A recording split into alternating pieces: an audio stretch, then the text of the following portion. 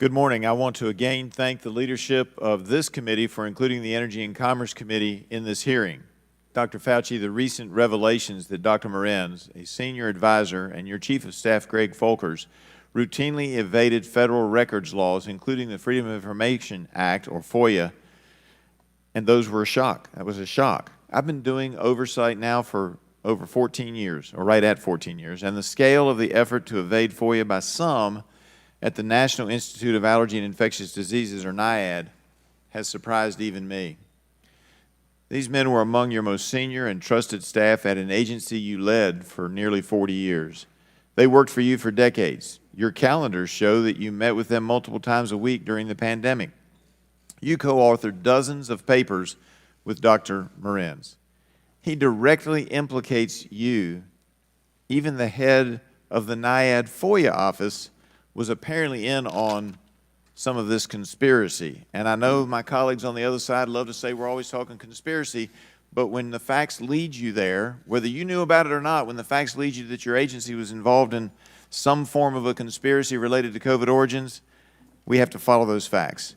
It is hard to believe that all of this occurred without your knowledge and or approval.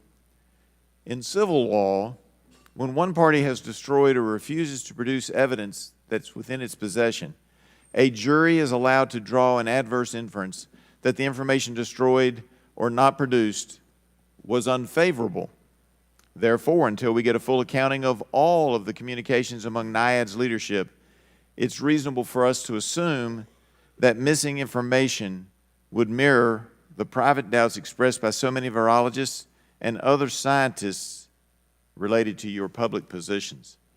While telling the public, the media, and Congress that COVID-19 almost certainly emerged from nature, experts you convened as a team privately worried that a research-related incident was a possible, if not the probable, origin of the virus. Dr. Christian Anderson even said in February of 2020, quote, "I think the main thing still in my mind is that the lab escape version of this is so friggin' likely to have happened because they were already doing this type of work and molecular data is fully consistent with that scenario." Further, while you and other NIAID officials were assuring us that the virus could not have come from the Wuhan Institute of Virology, NIAID didn't actually have an idea as to what the full scope of Wuhan's coronavirus research was, or even the trajectory of its gain-of-function research. Now, that may be because EcoHealth wasn't giving you the reports. I grant that. But this joint investigation has shown just how little oversight NIAID does of risky experiments involving potential pandemic pathogens. NIAID set up a system designed to greenlight potentially risky experiments while avoiding HHS department-level review. The same program officers who act as advocates for their scientific area are responsible for assessing whether an experiment is too dangerous. That creates a conflict of interest.